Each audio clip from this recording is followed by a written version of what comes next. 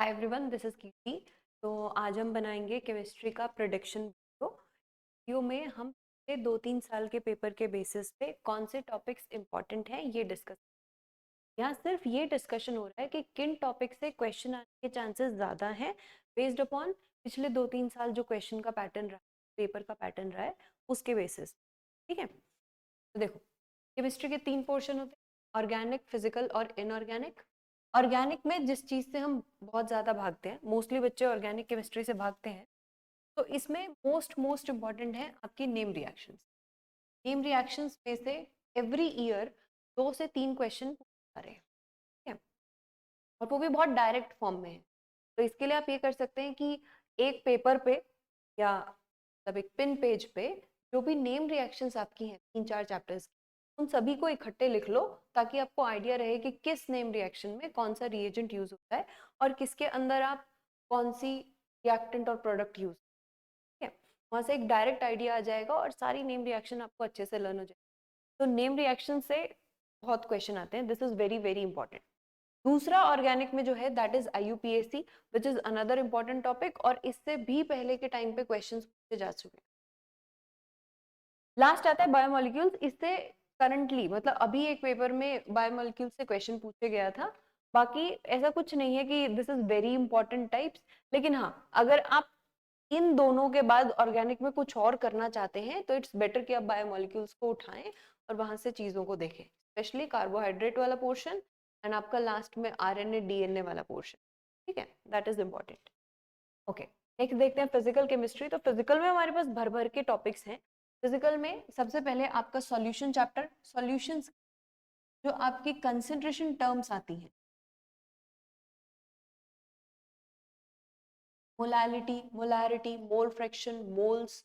ठीक है, उनके ऊपर जो न्यूमेरिकल आ सकते हैं, जितने न्यूमेरिकल बनते हैं, वो फॉर्मूला और उनके न्यूमेरिकल की प्रैक्टिस आपको करनी चाहिए, क्योंकि सॉल्यूशन से भी हमेशा क्वेश्चन पूछा जाता है। एक ना एक क्वेश्चन सॉल्यूशन, वो भी कंसंट्रेशन टर्म वाले पोर्शन से जरूर आता है।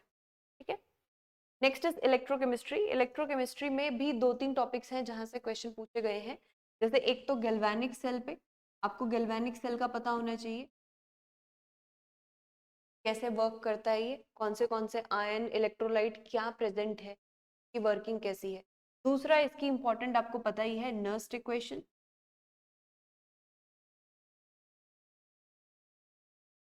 वहां से भी क्वेश्चन पूछे, तो this is another important according to electrochemistry. Chemical kinetics में फर्स्ट ऑर्डर, और फर्स्ट ऑर्डर में भी एक तो आपका रेट कांस्टेंट के पे क्वेश्चन बनते हैं, और दूसरा आ गया आपका टी हाफ। थर्मोडायनेमिक्स, थर्मोडायनेमिक्स में फर्स्ट लॉ, ये 2-3 बार पूछा गया है। अच्छा है कि आप सारे लॉज याद कर लें, सभी लॉज की डेफिनेशन और उनका मैथमेटिकल एक्सप्रेशन की कौन से लॉ के अकॉर्डिंग कौन सी वैल्यू थी, वो आप पढ़ लें तो अच्छा है। नहीं तो एटलीस्ट इतना कि थर्मोडायनेमिक्स में फर्स्ट लॉ क्या था, उसकी मैथमेटिकल एक्सप्रेशन क्या थी, वो आपको पता होना चाहिए। ओके, इक्विलिब्रियम में, केमिकल इक्विलिब्रियम, केमिकल इक्विलिब्रियम में फिजिकल का जो पोर्शन होता है, फिजिकल का पोर्शन मतलब कि रेट कांस्टेंट, रेट क्वेश्चंट, क्यू। ठीक है, वो वाली एक्सप्रेशंस आपको पता होनी चाहिए। इतना करने के बाद अगर कोई बच्चा और थोड़ा सा फिजिकल पढ़ना चाहता है, किसी को लगे नहीं मैं थोड़ी सी और फिजिकल केमिस्ट्री कर सकता हूँ, तो मोस्ट इंपॉर्टेंट एक तो बेसिक्स, ये आपको आना चाहिए। बेसिक्स में जैसे कि एटॉमिक नंबर, देन आपका मास नंबर, कितने इलेक्ट्रॉन है, वैलेंसी कितनी है, आइसोटोप, आइसोटोन, आइसोबार, ये सारी चीजों का आइडिया आपको होना चाहिए। क्योंकि ये जब आपके कंपनीज के अपने अपने एग्जाम्स होते हैं, तो उन एग्जाम्स के अंदर भी यहाँ से क्वेश्चन बहुत पूछा जाता है। आइसोटोन क्या होते हैं, कितने इलेक्ट्रॉन, कितने न्यूट्रॉन होंगे, वो सारी चीजें आपको पता हो। ठीक है, और इतने के बाद आता है लास्ट चैप्टर आपका redox, last of physical chemistry. Redox के अंदर किसका ऑक्सीडेशन हुआ, किसका रिडक्शन हुआ, तो ऑक्सीडेशन रिडक्शन की 4-4 अपनी अपनी डेफिनेशन है। जैसे एक ऑक्सीजन के टर्म में हो गया, देन आपका हाइड्रोजन की टर्म में, इलेक्ट्रॉन की टर्म में, ऑक्सीडेशन स्टेट की टर्म में हो गया। ऑक्सीडेशन स्टेट बढ़ रही है तो क्या होगा, ऑक्सीडेशन, इलेक्ट्रॉन को लूज किया गया, लॉस ऑफ इलेक्ट्रॉन, क्या होगा, ऑक्सीडेशन, ठीक है।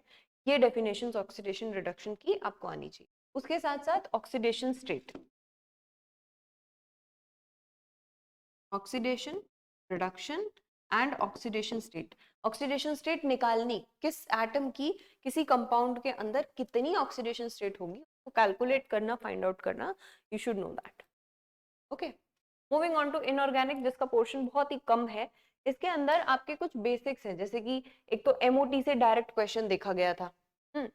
उसने एमओटी जो है मॉलिक्यूलर ऑर्बिटल थ्योरी, उसके अंदर आपकी बनती है ना, वो डायग्राम्स बनते हैं जो हमें अच्छे नहीं लगते, और जो हमारी इलेक्ट्रॉनिक कन्फिग्रेशन वहाँ चलती है, sigma 1s sigma star 1s, वहीं से बॉन्ड ऑर्डर निकलता है। दैट इज वेरी इजी अगर आप उसको समझ के करेंगे, अगर आप रट के करेंगे तो फिर वो डिफिकल्ट लगे, तो वो पोर्शन आप जरूर ध्यान दें। दूसरा आता है मेटल एक्सट्रैक्शन। मेटल एक्सट्रैक्शन से थोड़ा रटाफिकेशन का क्वेश्चन है, जैसे कि अल्यूमिनियम का और कौन सा होगा या आयरन का और कौन सा होगा, 4 ऑप्शन दे देगा और उसमें से आपको टिक करना, राइट।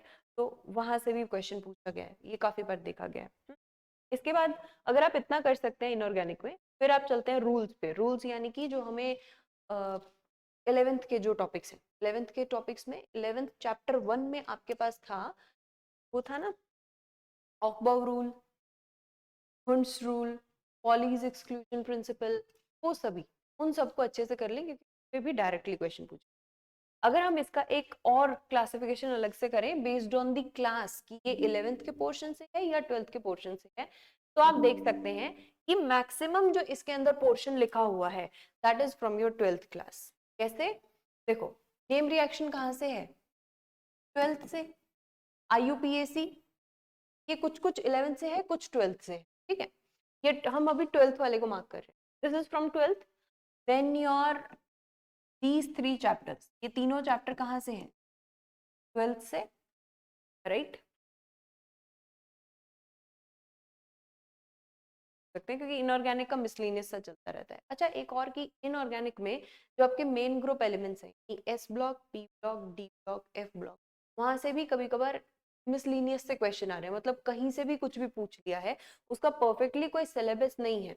वो तो ऐसे है कि हाँ, अब जितनी भी रिएक्शंस है, अब metal reacting with water, metal की रिएक्शन पानी के साथ है, या आप मेटल एक्सट्रैक्शन में पढ़ लोगे और यही सेम चीज आपके वहां पे भी गिवन होगी कि सोडियम रिएक्टिंग विद वाटर क्या होगा, एस ब्लॉक के अंदर ये चीजें गिवन है, तो ऐसे वाले क्वेश्चंस पूछे।